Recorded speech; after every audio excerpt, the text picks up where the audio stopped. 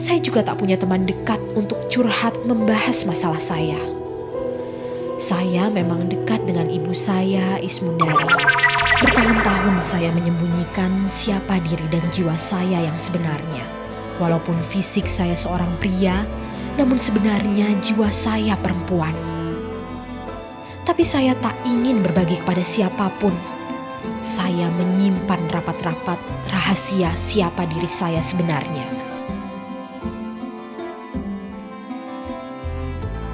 Ketika melewati masa-masa sekolah di SMP maupun SMA di Kediri, Jawa Timur, saya tidak mengalami masa-masa bergaul yang indah dengan perempuan. Saya justru menyukai pergaulan dengan laki-laki.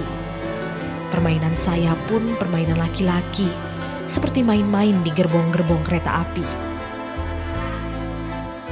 Saya sangat tertarik dengan sesama jenis. Tapi semua perasaan ketertarikan itu saya pendam.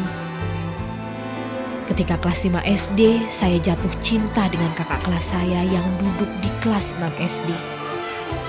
Saat bertemu dia, ada gairah yang bergelora. Ada rangsangan yang sangat dahsyat. Mulai saat itu, perasaan saya menyukai laki-laki semakin dahsyat. Waktu kelas 5 SD itu, kita sama-sama tahu bahwa kita senang, tapi sebatas that's all gitu. Jadi hanya cukup sampai di situ dan kemudian, tapi kita pernah berciuman bahkan sampai bibir, tapi bukan deep kissing yang bukan itu, hanya kebetulan secara tidak sengaja atau barangkali lebih dikatakan curi-curi. Tahun 1985 saya lulus SD. Ketika itu umur saya 12 tahun. Lalu saya sekolah ke SMP. Kelas 1 dan 2 SMP, feminitas saya sebagai perempuan makin menonjol. Sebenarnya banyak juga teman-teman perempuan yang tertarik pada saya. Tapi saya kurang peduli pada teman-teman perempuan. Saya makin merasakan diri saya berbeda dengan teman-teman lain yang normal. Sampai akhirnya saya mencari referensi dari majalah. Saya pun makin sadar, ternyata saya homoseksual. Saya menyukai sesama jenis. Tapi saat itu saya belum berani mengekspresikan keperempuanan diri saya.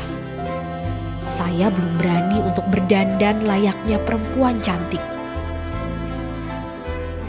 Saya juga tak punya teman dekat untuk curhat membahas masalah saya.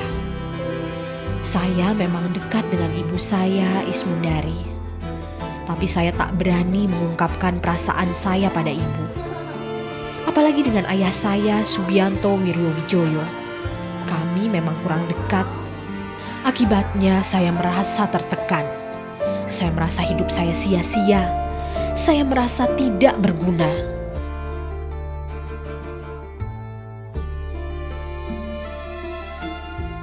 Puncak dari kegalauan saya saat saya berumur 18 tahun. Saya mencoba untuk bunuh diri. Tapi itu juga sekaligus titik awal kebangkitan dari hidup saya. Titik awal hidup saya yang baru adalah ketika saya umur 18 tahun itu. Jadi waktu saya kelas 3 SMA, saya pernah mencoba bunuh diri. Tapi tanpa diketahui siapapun. Waktu itu saya mencoba menenggak baygon. Yang sebetulnya baygon itu baygon semprot. Nah, saya tidak berpikir bahwa baygon semprot itu kalau saya semprotkan, yang saya pikir akan keluar cairan. Tapi karena itu semprot, otomatis ketika saya tuangkan ke gelas, tidak ada satupun zat yang tersedia di dalamnya. Ketika saya mau minum, tidak ada satupun yang di situ bisa saya minum. Seakan saya disadarkan bahwa saya terlalu picik untuk memandang hidup saya sendiri.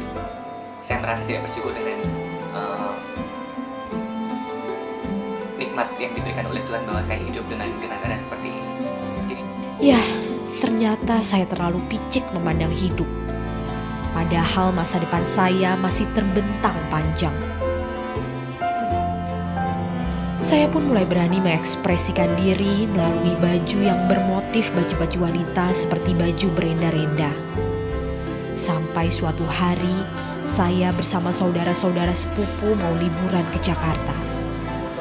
Saat itu saya pakai celana jeans yang ketat. Lalu ibu menegur saya. Itu satu ekspresi saya sebagai seorang perempuan. Dan ternyata waktu itu saya ditegur oleh ibu supaya kalau keluar jangan pakai celana jeans itu. Tapi karena saya bersikukuh, itu untuk pertama kali ibu menampar saya. Itu saya ingat sekali. Dan kita sempat bertengkar karena saya merasa kok saya banyak dilarang-larang. Tapi saya nggak pernah menyesali itu, tidak pernah menyesali kenapa ibu akhirnya menampar saya. Dan saya anggap itu sebagai satu ekspresi di mana seorang ibu mengkhawatirkan anaknya. Ya Tuhan, akhirnya saya sadar. Wajar bila ibu kecewa kepada saya.